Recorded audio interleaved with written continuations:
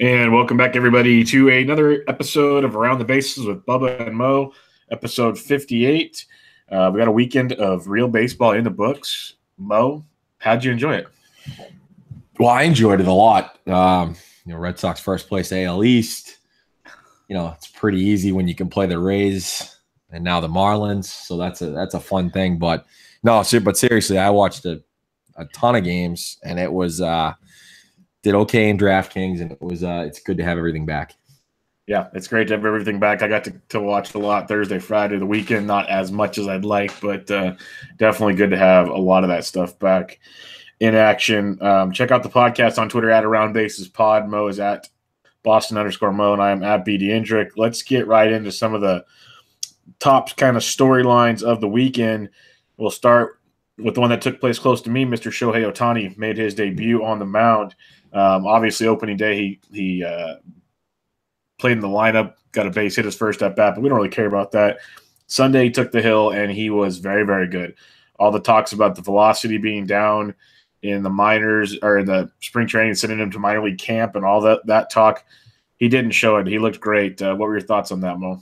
Yeah, which is why we don't focus on spring training stats, maybe, other than velocity, depending on the guy. I mean, there was no way they were sending him to the minor leagues. I mean, this kid was always pitching up here. And I'm still of the belief that they need to just let him pitch and not worry about him hitting. But I'm sure that was part of him coming to the Angels. And whereas I'm sure other teams didn't want him to hit.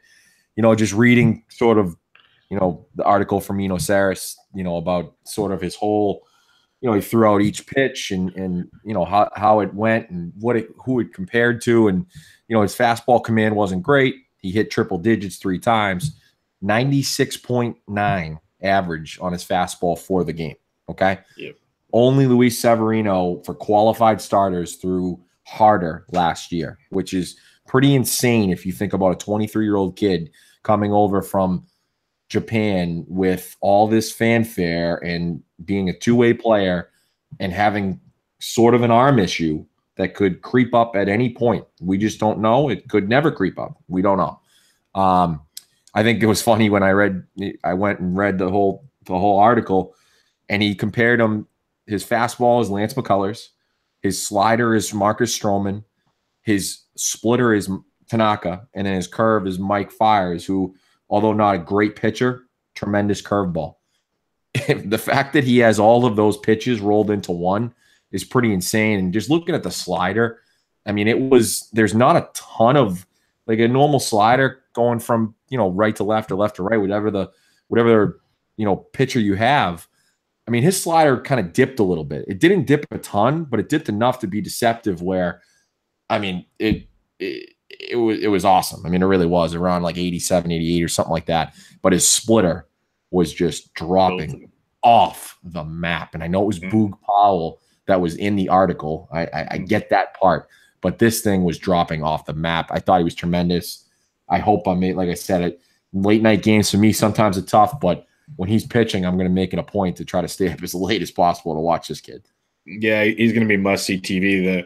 Watching those first few innings, and it was crazy because that first inning, he comes out just throwing gas, shutting guys down, and then he comes out in the second inning, and then his velocity dropped again, and everyone's getting concerned that here we go again, hangs the slider to Chapman. The whole Twitter sphere was blowing up, going, oh, never mind, overrated.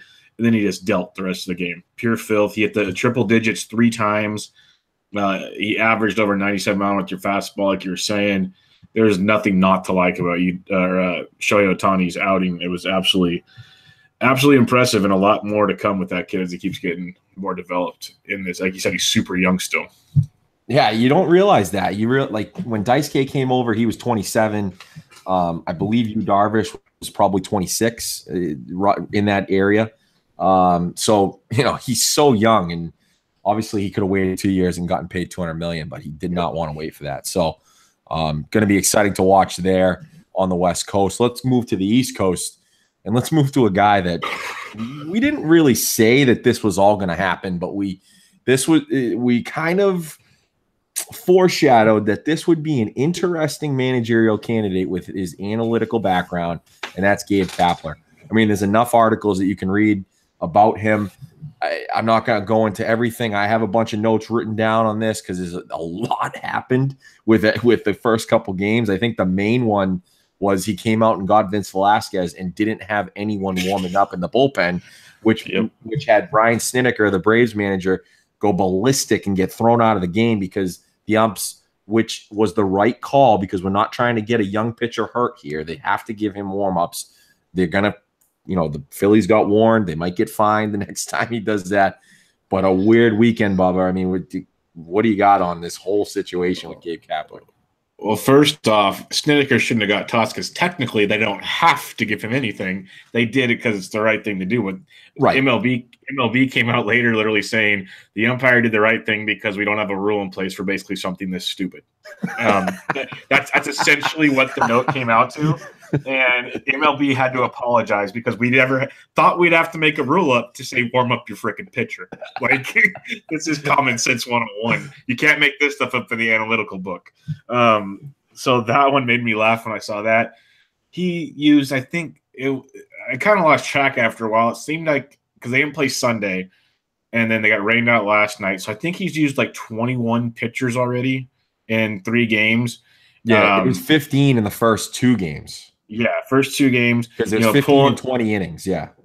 Pulling Aaron Nola early, that one's really questionable. Pivetta, I don't care about those other guys, whatever. But Nola makes no sense. Not starting Odubel Herrera on opening day, that one kind of makes you wonder what the heck he's doing. Let's see, what other great things. Oh, I was watching live on Friday night when he was trying to review the fact that the base runner was in the way of a tag on a tag up from the sac fly in the outfield. Even the announcers had no idea what. I think I actually caught that, and I didn't see anything except for the highlights. I might have caught that live as well. I was like, I've been here for 2 seconds. What's he reviewing? Yeah, I was watching it. The guys had no idea, and then it came out. Finally, New York comes back and says, apparently Gabe was saying that the team's replay stuff wasn't working, so they wanted a replay. And the manager or the umps on the field said, no, we're not going to give you a free umpire replay. So he challenged it anyways in like the second inning of a tie game because that's when you need to challenge a freaking sac fly. Like, this guy is unbelievable. You can't make this crap up. We thought it was wild in the spring training when he's playing around with 4 outfielder setups like it's slow pitch softball. This takes it to a whole new level. I don't know how they're going to have any pitchers to pitch in the bullpen after the All-Star break. That's going to be pretty impressive to watch that. This might become worse than the Mets here pretty soon. Just wear and tear on arms. And somehow he's factored Kingery in, but man, Odubel Herrera made it very, very known he was not happy on opening day. And that makes you really wonder how that clubhouse feels about a lot of these moves because Nola said the right things. He can't be happy, though. Jake Arrieta's got to be sitting there going, what the heck did I get myself into? Yeah, I know I'm skipping around because there were so many things, and you probably have deeper notes on it. But literally every day, that's why when you said you put the outline together, I'm like, well, you got the most important thing I wanted to talk about because this was just a gigantic disaster. And, as much as you want to tune in to watch Ohtani, I almost want to tune in just to see what's next. Like, what's going to happen next in Philadelphia? And the fun part is they're in New York this week, and the media is going to be on him like a fly on poop. It's going to be amazing. So I think it was hilarious, absolutely hilarious. And it's Philadelphia too. We're not talking Kansas City or Minnesota. We're talking Philadelphia. But to go on that whole thing, you nailed the Odubel Herrera because the data said so. And again, we're data guys, and we like the advanced analytics. The big thing with Aaron Nola was trying to avoid him third time through the order, which 548 OPS second time through, it jumps to 836 the third time through. He allowed a hit to NC Arte and then got out Ozzie Albies out in the first pitch, and then he decided to take him out after 68 pitches because lefties hit 175 in 75 plate appearances against Colby Milner last year. Freeman was 0 for 5 and 2 Ks. We talk about the BVP all the time in daily fantasy where you need a sample size for it to really, really matter. In most opinions, then Freddie Freeman hits a homer. You have to say it's still Freddie Freeman. I just, like I said, we love analytics, makes baseball a lot different than other sports because there are so many metrics to use to determine situational spots and whether players will improve, regress, but you have to keep your young stud in to get out of that inning at 68 pitches. I understand they're trying to keep his pitch count down, but not below 70 pitches in April. Now you're going to ruin the bullpen. You cannot have it both ways. You have to pick both. You can't have one of the. I know that bullpen's very good. Now they got Neshek on the DL, so that hurts that bullpen because you're going to have to move guys up to set up. You just can't have it both ways. You have to let Nola get out of that. You can't in March. You cannot just say third time through the order, I'm not pitching my starters. Can't do it. And you know what's really crazy is all this new pace of play stuff.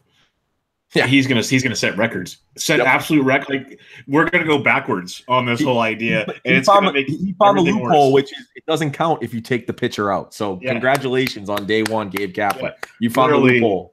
He's gonna make Rob Manfred like either quit his job or just give up all hope in this. Which maybe this is the only best part about him being the manager of the Phillies right now, because I just Googled it. They don't have any data, at least real quick, on their pace of play yet, but I'm going to want to keep track of that. That might be like a weekly subject of the improvements or the mess ups of Gabe Kapler. This can be good because I don't think it's going to get any better anytime soon. One thing I want to ask you, well, two things actually, because I mentioned how Odubel Herrera said how angry he was. This kid that came in, I forget his name. I think it might have been Milner for this one too. That came in without getting any warm-ups. He flat out told the media that they didn't tell me to warm up, and Gabe Kapler at first goes, "No, I told him to warm up." Like, so there's two stories going on. They don't have each other's back. That's not a good look. Yeah. The second off, like, what do you think Jake Arrieta would have done if he got pulled at like 68 pitches? Oof. Just a thought, because Nola's like baby faced. Okay, coach. Arrieta's a little different. Yeah. See. I think it might have been different. I'm going to give Gabe Kapler the benefit of the doubt here, where Nola is the future of their franchise, and they're trying to keep his pitch count down as much as possible, whereas Arrieta is 32 years old and kind of a rental. You're here for and sort of a rental, and he's trying to get them innings. So I have to give him the benefit of the doubt and say that he's probably not going to take him out there. But if he does try, yeah, that clubhouse will go downhill because that guy's an influence in that young clubhouse. Exactly. That's what we talked about when he signed. His biggest thing there is to help the youth of this team. So that'd be something else. Yep. All right, let's talk Bronx Bombers. It was a very, tale of two sides of a weekend. They go out there and Giancarlo just hits absolute rockets opening day, and everything looks great in Yankee Town. And then the injuries come. Aaron Hicks is out. Ellsbury, even today, got shut down completely. Hicks is going to start taking BP, so he might be back soon. They bring up youngster McKinney. He's already on the DL. So Andujar's up.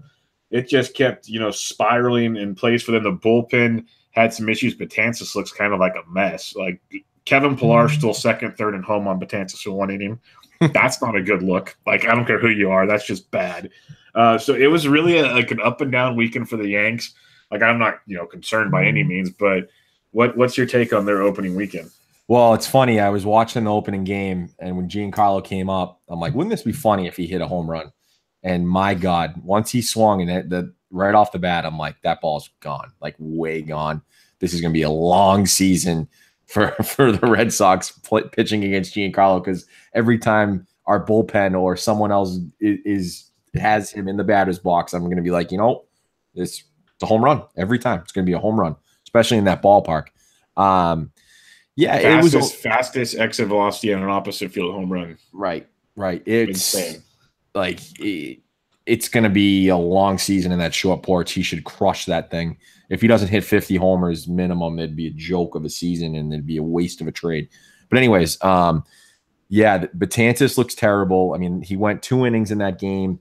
That when they were tied 3-3, and he gave up in the second inning after going an inning 2 nights before.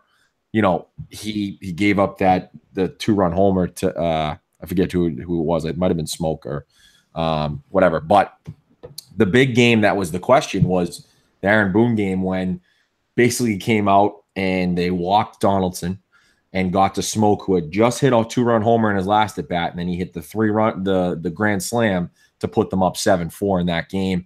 And that was the game that Sonny Gray only went 4 innings. Now, pitched okay, But 4 innings, 90 pitches, he's got to be better than that. That kills that bullpen. I don't care how deep they are. Chad Green was tremendous the whole weekend. Tommy Kahnle was good the first game, gave up the runs, first smoke home run.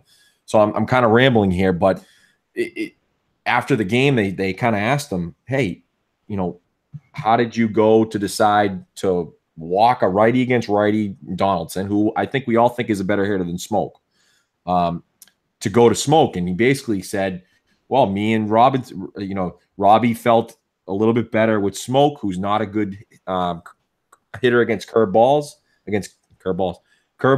and he fouled off a couple, almost got him, and then hit the grand slam.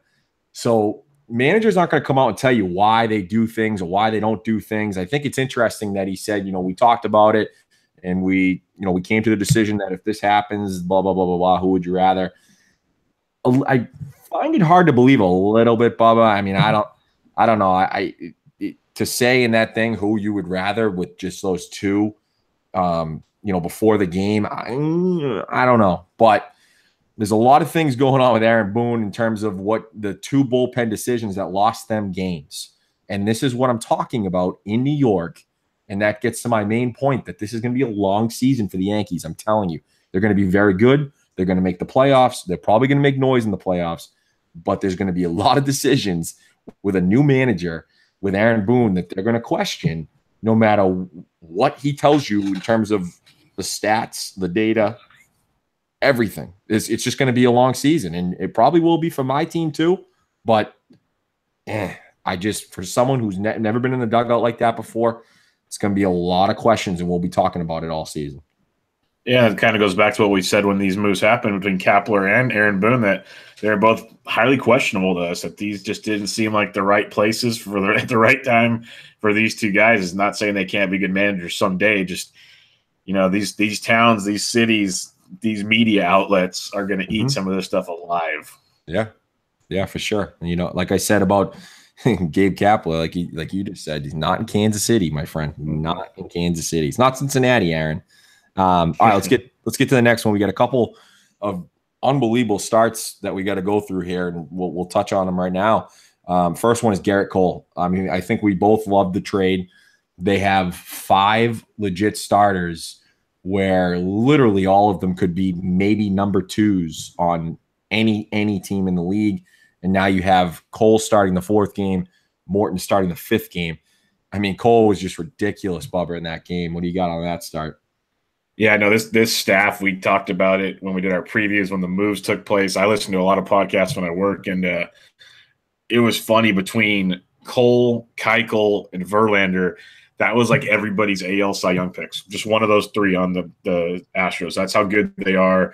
This start was impressive, very impressive. We talked about how coming here, not having to be that ace he was in Pittsburgh, getting to learn off of Verlander. I think I mentioned before that Scherzer was this kind of young guy when he went to pitch with Verlander. He learned how to use more of his off-speed stuff.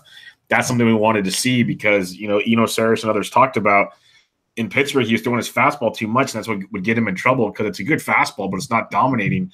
And he showed it in this outing. He only used it like a little more than 50% of the time, where last year he was using it close to 70. And so he was locating it more. He was still hitting up to 96, which is outstanding. But more importantly, he was incorporating his curveball and his other off-speed pitches where he just had these guys looking foolish. He struck out 11, which I'm pretty sure was the most out of any starting pitcher this week. And I know there's a couple 10s out there. There's 4 or 5 10s. I don't think anybody had 11. So he takes that one home. 7 innings, 1-run ball against Texas. They're going to struggle a lot this year, but they still have a very, very good offense. It was darn impressive.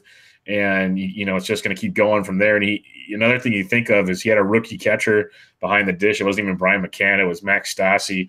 So it wasn't like he had a veteran kind of leading him through things and kind of trying to mold him. There's a lot to look at here. And I think it's the sign of a very big year. Like you said, we were both big fans of this Cole move. And the fact he utilized his off-speed pitches so much more is going to make him so scary. And we also, not just the Verlander part of it, we mentioned it with McCullers because he was one of the other 10K guys this week. We saw how much he started using his curveball in the postseason and late last season, how that changed everything he did. And this is just must be a Houston philosophy, and this is a scary philosophy because they have some young guys in the minors that are going to be able to come in a few years and just keep going where these guys are going. But until then, Cole's going to be a force to be reckoned with the rest of that staff.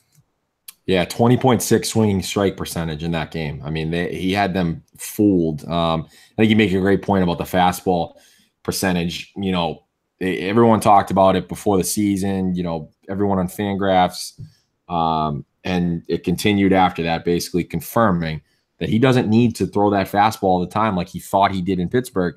And it's crazy to think that, hey, maybe we make this adjustment while he's in Pittsburgh, but clearly someone in Houston saw it and they made the switch. You know what's sorry to interrupt you, but real quick, you know what's crazy is, you know, Pittsburgh, remember when they got Liriano and those guys, they were supposed to be, you know, the pitching whisperers, but they could never get Cole to work. So just wanted to mention that. Continue with what you were going with. No, maybe it's because he had too much stuff compared to the other guys. So it's that's probably could be the issue there. And threw a little bit more of a slider. So yeah, there's not much more to say here other than, you know, I kind of wish I had this hot take, like with the way this rotation, I know it's one time through, but man, they could win like mid hundreds. I mean, I know we know that McCullers is going to have a DL stint. I'm sure, you know, somehow Morton will have a DL stint or something, but you know, they need Whitley back and hopefully he pitches well so they can kind of, you know, bring him up. Martez will maybe have a couple spot starts. They still have Peacock and McHugh in the bullpen. So they're deep and they can do what the Dodgers did last year with that sort of fake 10-day DL injuries. Yeah, they're going to be absolutely terrifying. Just talk about another team that's terrifying. They're one of my wild card teams, and a lot of it hinges on their improved pitching staff. And up top is their young gun, who we talked about a lot last year. We didn't know if he could finally put it all together. And again, one start, and I'm way more confident in Cole reproducing it more often than Jose Berrios. But my goodness, for a young kid to go a complete game shutout in his first start of the year, awesome. Only needed 107 pitches. There's so much more we could talk about here. What are your takes on this impressive performance before we get into the fun that took place at the very end? Yeah, I mean, there's not much here to say about his performance in terms of, like, you know, it wasn't a Gerrit Cole performance where Gerrit Cole was a bunch of swing and miss, a bunch of Ks. You know, he just played to contact a little bit, didn't overthrow, didn't need to strike people out, which is why he was able to throw a complete game shutout at 107 pitches. So tremendous start for him. I mean, especially with Irvin Santana out, Lance Linden looked great the other day against a mediocre offense in Pittsburgh, especially where it's cold. I mean, maybe his pitches will work a little bit better when it's warm, but normally it hurts the hitters a little bit. So that wasn't a good sign for them, but Berrios has to take that next step if the Twins, number one, want to make the playoffs, but take that next step. And I think we've said it many times before the season, and he was just impressive. Yeah, he was darn impressive. Again, 107 pitches. He still struck out 6, only walked 1. That's one of the big takeaways. And he had 11 swinging strikes, 6 on fastballs, 3 on curveballs, and 2 on changeup. So he had everything working on an okay Orioles team. But now let's talk about what really stood out. And this kind of bugs me because I'm a huge Brian Dozier fan, and he's crushing it already this year. Like, I love Brian Dozier. He was my long shot MVP candidate. MVPs don't talk like little crybabies. I'll say that much right now. Like, this is bad. Chance Cisco, they shifted on him. If you didn't know the story, shifted on him in the 9th. He bunts for a base hit on the shift. Everyone gets mad because Berrios, you know, they're up, I think 6-0 or something, and into the game. So Dozier's going on, I think, and it's still kind of been off and on Twitter and in the media the last couple of days still. It hasn't gone away. What's your takes on this? Like, Dozier's treating like it's an unwritten rule. You know, you as a Patriots fan, Belichick always says, you know, play defense until the game's over. So what's your take on this? That's right. You want to stop us, stop us. So the big thing about Dozier, number one, I think you know, we've only done this for a year now, but I'm pretty sure I'm very consistent on this with the crap unwritten rules. Okay. Like, stop this now. If this was a no-hitter, yes, I'm probably against the bunt, and I don't know whether I'm hypocritic. I'm a hypocrite for that, but you know, Dozier came out and said, you know, they weren't holding us on in the top of the 9th. We didn't steal. We assumed the game was over. Well, if you don't want him to bunt for a hit, don't shift. Okay. He he took what he got. And by the way, they got bases loaded after that. So one swing of the bat, it's 6-4. You got to bring in Fernando Rodney. Who knows what happens there? So enough of this. And the reason why it's still going is because he found out about, Twins fans and baseball fans sort of giving him crap on social media. So he came out and tried to explain it. He didn't backtrack. He explained it even more poorly than he did before. So that I hate it so much. But do you agree about the whole, if it's a no-hitter, then I'm against it? Is that hypocritical, or what do you think? It is hypocritical. I agree with what you're saying. No, I'll jump in the hypocritical camp with you there. If you're going to break up a no-hitter, I want to see at least hit a CNI single through the gap or something. Hit the ball. It doesn't have to be a laser to left center or something, but get a real hit. But I say it all the time. I sit and watch baseball. Even guys like Joey Gallo, I get annoyed. Bunt the other way. You do that 10 times, they'll start shifting back, and God knows what you can do. Yeah, people act like it was a good bunt. It was a good bunt because nobody was there. Exactly. That's the thing, is you don't have to be masterful. You saw Poppy do it a few times. I've seen Belt do it a few times. Most of the time, it's ugly bunts. It's literally just make some kind of contact that goes that direction. There's no skill at all involved. But I get both sides of it. They're saying, a veteran wouldn't do it. He's a rookie. I don't think it has anything to do with it. The one thing I heard today that made me laugh my rear end off, because I didn't know Brady Anderson was still involved in baseball, but apparently he's one of the head operation guys for the Orioles. So if there's ever a steroid, next GM, I think. Yeah, if there's ever a steroid issue in Baltimore, we know what to point to. Because yes, but the fact he came out and had a big statement on, this is the way we play baseball. We play hard until the final out, and he had this whole speech, this whole rah-rah speech. And it just made me laugh coming from Brady Anderson. I'm like, oh, man, that's got to be something else.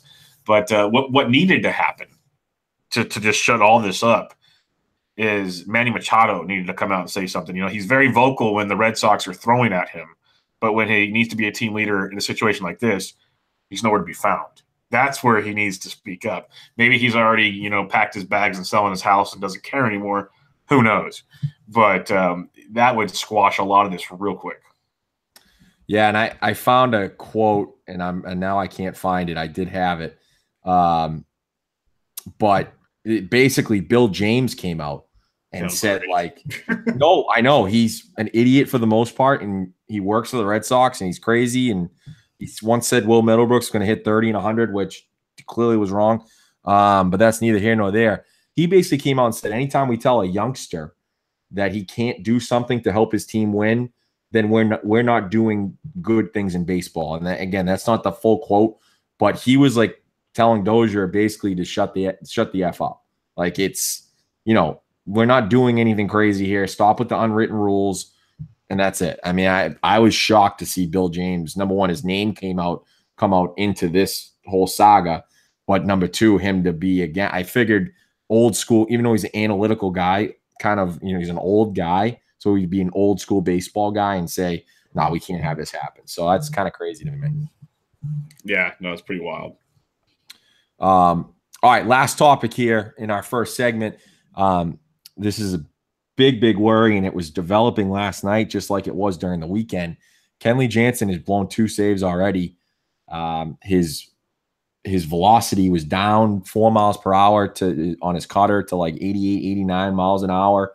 In the first game, he got it back up to 91, but his command was off because he walked 2 guys. He gave up a tying 3-run homer in the 9th, and there are thoughts that he could possibly go to the DL. This would be a huge blow to the LA Dodgers. Bubba, what do you got? Yeah, this one is odd. I got kind of 2 feelings on it. It's yes, panic because the velocity's down. The day, and I didn't even mean that to be funny, but when panic took him deep, I just thought of that now when I was getting there. It didn't even try to do that. Honest to God, well, if you tried, dude. I have a bunch of bad puns, but that one was not intentional. I want to take that back. When he was throwing 89 with his cutter, and that's way down for him. It's 4 miles an hour, less than usual.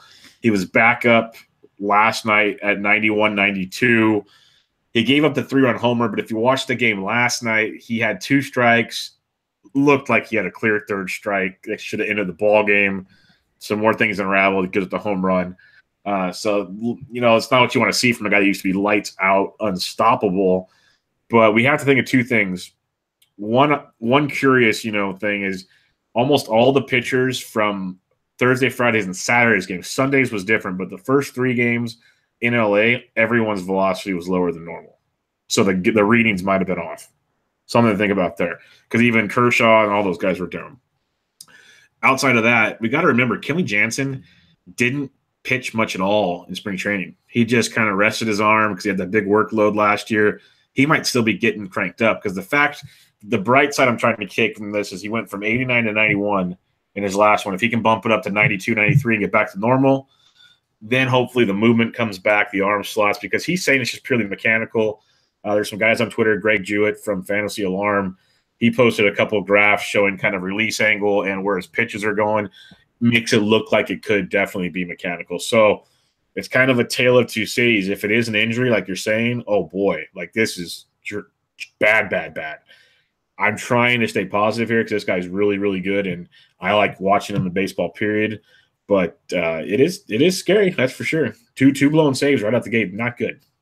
Yeah, I went and picked up Josh Fields in a couple of my leagues just in case, just to see what happens, because you just don't know. And if he's fine, then I just drop Fields and we're off and running for another Kenley Jansen All-Star season. Yeah, so definitely something to monitor. I'm assuming we'll be talking about this one probably next week, because either the good or the bad of it will for sure probably be going over. But let's talk about, opening week and 4 games into the season. Let's talk overreactions, hot takes. Let's get at it. This one, to me, is not even an overreaction, but some might think I am. But Gabe Kapler, gone. I compared it. What if this kid that came in from the bullpen was like a recruit from school, and you're thinking, okay, can I send my kid to play for this guy? No, that coach would be fired if he did something negligent like that these days. The fact you don't have Odubel Herrera in, the fact you can't throw Nola, the amount of screw-ups in 27 innings of baseball, or 28, I think they went extra innings, 28 innings of baseball, is inexcusable for me. So I say fire Gabe Kapler. We've already talked about how much he sucked, and I don't see it getting any better anytime soon. But yeah, fire Gabe Kapler. Yeah, I saw that a lot this weekend, but we're not firing Gabe Kapler after 4 games. I mean, number one, he's a rookie manager. Okay, we're just not doing it. All right. I don't think that Gabe Kapler is going to lose. As asinine as some of these moves were, he's not going to lose the whole clubhouse. It's not going to happen. You're not going to. Although, can I tell you something? If they did fire Gabe Kapler after 4 games, how incredible that would be. The electric factory. It would be wild. Because I didn't think they should have fired Mackinnon last year. I thought he was fine. I thought he was developing the young guys. We saw Hoskins come up and be great. We saw Nola take the next step. You got a young bullpen that's doing really well. So I didn't think they should have fired him, I thought he got a raw deal. So you're not firing Gabe Kapler to 4 days, but this is Philadelphia. So this is something to watch for. They boo Santa Claus. And I'm very excited for Duracell batteries to possibly be thrown at Gabe Kapler like they were thrown at J.D. Drew. I'm very excited for it. Oh, boy. So the Yankees bullpen is awful. I don't know if you know this, Bubba, but the best bullpen in baseball coming into the season is now all of a sudden awful. I saw this a lot on Twitter this weekend. It's pretty funny to me. Betances didn't look great last year, doesn't look great this year. After he kind of had beef with Randy Levine, the president of the Yankees, on sort of arbitration money. And, Chad Green looked great. Robinson gave up that hit. Canely gave up a big hit. So, yeah, could they be awful all of a sudden? Oh, they're horrible. Absolutely horrible. Really just got to get rid of Jesus Criminy. We might as well say Kenley Jansen's the worst closer to ever play baseball, too. This bullpen's going to be just fine. Not worried a bit. I think, if anything, we kind of hit on it earlier, might have been slightly mismanaged in these situations. That's not what these guys are here for. They weren't put in their positions that make them as great as they are. Let's put it that way. Mm-hmm. So I think they're going to be just fine. Let's not let's temper down that bandwagon. Fire Gabe Kapler first. This one, I don't know if I can form this sentence, but I'm going to do it because my name's next to it. No, you don't have to do it. You can just preface it by this is what we've heard over the weekend. This is all. Okay. This is what we've heard over the weekend, and it really helps when you play teams in Florida. Let me preface it there, too. The Red Sox are the best team in the AL East. And remember, they're facing the Marlins as we speak, and the Marlins beat the Cubs twice, and someone took over on the Marlins win total. So I want to throw that out there real quick.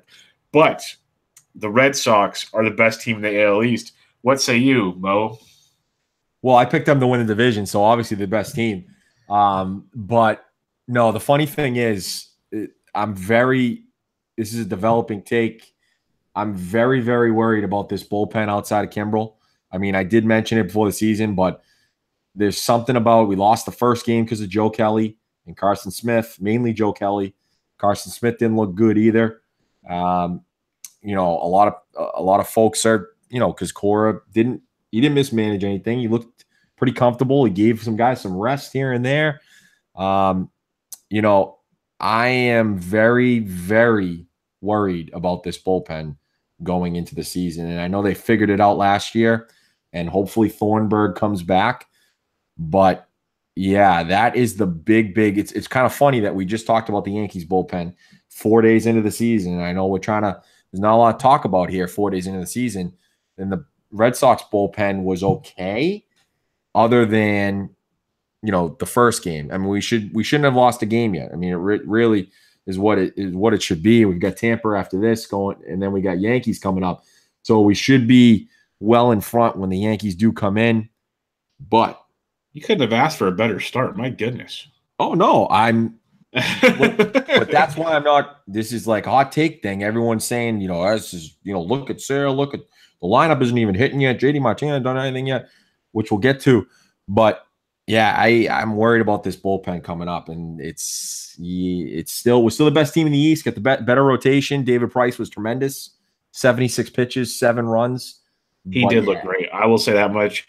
The unique elbow looked unique that night. It was absolutely as unique as it gets. Yes. They took Sale out early, which I told everyone that they were going to do. They're going to save his pitches. Tonight he looks terrible, but he's only given up 1 run because it's Miami. He doesn't look sharp, which is to be expected against a team, in Miami where you're kind of not taking them seriously, I guess. But neither here nor there. Red Sox are the best team in the AL East. No doubt about it. 4 days in. They were before the season, too, because I picked them, Bubba. Oh, okay. That's how it goes. Let's get to the next one. This one is going to be a topic all season. And again, I'm sorry I got to talk about the Red Sox. This is all I got right now. And I saw every game, so it is what it is. When JD Martinez, Bubba, yesterday was announced that he was out of the lineup, mind you, they've given every single person a rest over the first 5 games. Betts is sitting tonight. Devers is sat. Martinez sat because it's an NL park. Hanley's going to sit. He's all of a sudden a bust. People, this is why sports radio, maybe that's why we need to have more hot takes, because sports radio in Boston was going off about this because he hasn't been great all season so far. 4 games, mind you. And then he sat out of a game. So all of a sudden he's a bust, Bubba. This is what I'm saying.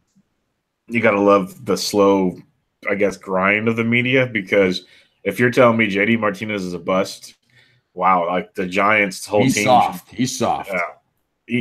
He's DHing, which, he never really did much of. So I've always been a person saying that takes time to get used to being a full-time DH if you've been a player. There's a lot to be said about that. He actually played twice in the field, though, too. But I get he's been, mostly DH. We played twice in the field. Sorry, I haven't watched every Red Sox game. No, I'm just letting you know. That's all. But, when I saw this headline, I was like, people are really saying this? Like, this is crazy. He hasn't been a buzz. I don't even know what else to say, just besides tongue-tying myself. This is one of the – out of all the hot takes we have on here, this is probably the worst. Like, last season we were focused on Price, and for good reason with his injury. I'm telling you right now, I will pull the tweets. I'll do an article on the Sports Degens or whatever we want to do. I'll pull every tweet that I possibly can. If JD Martinez only has like 1, he could be batting 380, okay, with like 15 RBIs. But if he only has 1 home run, people are going to be pissed, and it's insane. Oh yeah, well you paid for dingers. It's what you pay for. Chicks dig the long ball. I know. But the last take we're gonna have here, and this one makes me laugh. The humidor is a gigantic joke, like horrible joke. Have you seen how well this humidor freaking works? Oh, like my God. Killing it. Last year, here's a stat for you from Justin Mason. We tweeted this out last night. Before last night's game, I believe there was a couple more homers last night. But before last night's game, there were 9 home runs already this season in D-backs games. That comes out to 3 home runs a game. Quick math. Good job. Well, in 2017, games in Arizona averaged 2.62 home runs a game. So if I have to spell this out, there's been more home runs per game. I know, small sample size, with the humidor than without. The caveat to me is, and I even asked Saris, and all he commented on is it helps the slider more. I asked, well, what about when the roof's open and it's still 90 degrees and humid and the wind's blowing out in Arizona? Tell me how that helps things. And they said it's more for the grips, not for helping the ball. Yeah, and I think we're seeing that right now because everyone swore up and down that this was going to take Derek Carty and all those guys 25 to 50% off the home runs. We're almost seeing an increase of 25% home runs.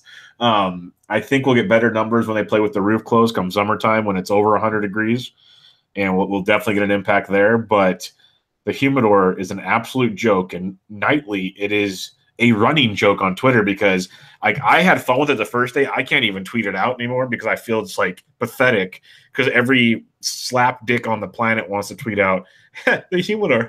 What humidor? It's an absolute joke.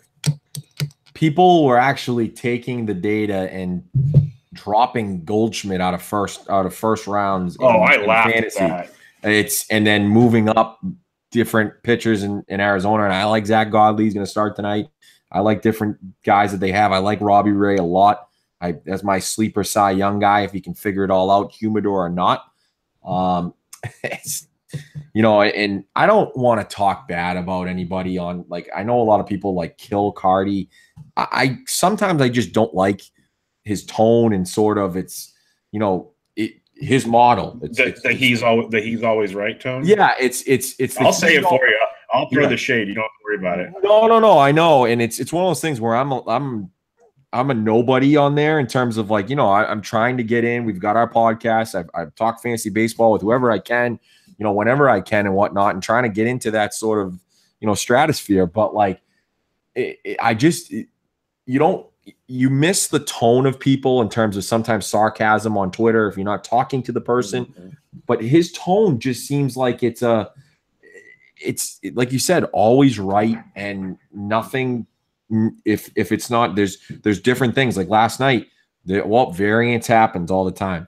If you're charging $175 for this thing and you can't, it's always you. I just don't like it. But that's neither here nor there. The reason why humidor comes and then his name comes up because that was the big guy that sort of put it out there for it. It is a joke, Bubba. It's not even like 120 degrees there yet because it's April. And it depends on what's going to happen with the roof when they have it open, when they don't have it open. But yeah, it's, by the end of the season, it may drop off, but not to the extent that everyone was predicting in spring training. I didn't believe it then. I don't believe it now.